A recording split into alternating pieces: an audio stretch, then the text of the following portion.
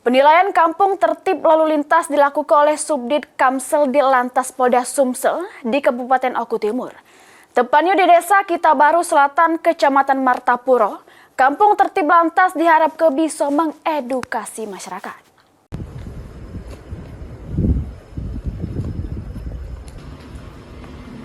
Subdit Kamsel di Lantas Polda Sumsel melakukan penilaian kampung tertib lalu lintas binaan Satlantas Polres Oku Timur di Perumahan Gria Praja Permai Desa Kitabaru Selatan, Kecamatan Martapuro, Kabupaten Ogan Komering Ulu Timur.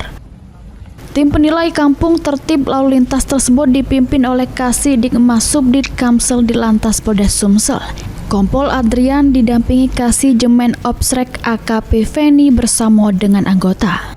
Kasal Lantas Polres Oku Timur AKP Panca Mega Surya nyampike, kampung tertib lalu lintas Polres Oku Timur pada tahun 2025 merupakan kampung yang anyar dibentuk. Sebelumnya, kampung tertib lalu lintas Polres Oku Timur pada tahun 2024 berada di Desa Tanah Merah, Kecamatan Belitang yang menyabet juara 1. Kasal Lantas berharap kampung tertib lalu lintas Polres Oku Timur bisa lagi meraih juara pada tahun 2025.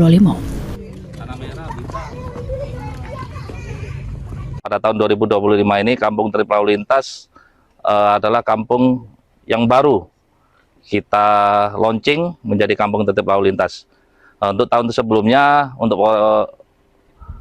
Oku Timur kita mendapatkan juara 1.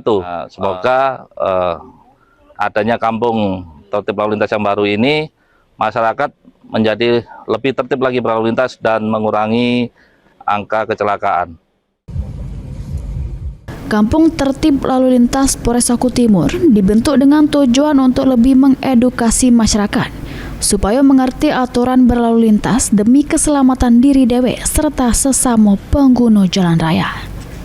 Elvanri Jeffriyadi, PAL TV.